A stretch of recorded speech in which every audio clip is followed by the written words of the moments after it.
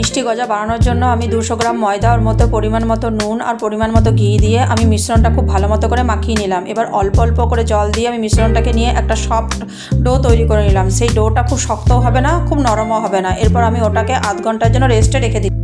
আধ ঘন্টা পর ঢাকা খুলে দেখলাম যে ঠিকঠাক ওটা সেট হয়ে গেছে। এবার ওটা থেকে আমি লেচি কেটে একটা একটা করে বেলে নিলাম।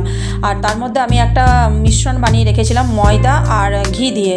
এবার আমি লেচিগুলো কেটে লম্বা লম্বা শেপে বেলে নিয়ে ওই মিশ্রণটা ওপর থেকে দিয়ে একটার পর একটা আমি রুটি রেখে দিয়ে ওটাকে আমি ঘুরিয়ে নিলাম।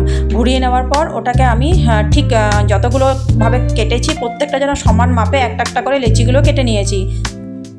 লেচিগুলো কাটার পর আমি কড়াইয়ে তেল গরম করে ওগুলোকে গজার শেপে কেটে নিয়ে সেগুলোকে আমি কড়াইয়ের মধ্যে তেল গরম করে একদম কম আঁচে একটা একটা করে লাল লাল করে ভেজে নিয়েছি। এবার ভাজার পর আমি আগের থেকে একটা চিনির সিরা বানিয়ে রেখেছিলাম, সেই সিরাটার মধ্যে আমি গজাগুলোকে দিয়ে দিলাম। এবার গজাগুলো দিয়ে দেওয়ার পর তোমরা দেখো গজাগুলো কীরকম হয়েছে, পুরো রসের মধ্যে পুরো একদম বেশ সুন্দরভাবে হয়েছে। গজাগুলো খেতেও খুব ভালো লাগে। তোমরা একবার বানিয়ে খেয়ে আমাকে কমেন্টে জানিও যে এই মিষ্টিটা কেমন হয়েছে। আর আমার এই রান্না যদি তোমাদের ভালো লেগে থাকে, আমার চ্যানেল যদি তোমাদের ভালো লেগে থাকে, তাহলে আমাকে লাইক করে সাবস্ক্রাইব করে আমার পাশে থেকো। ধন্যবাদ বন্ধুরা।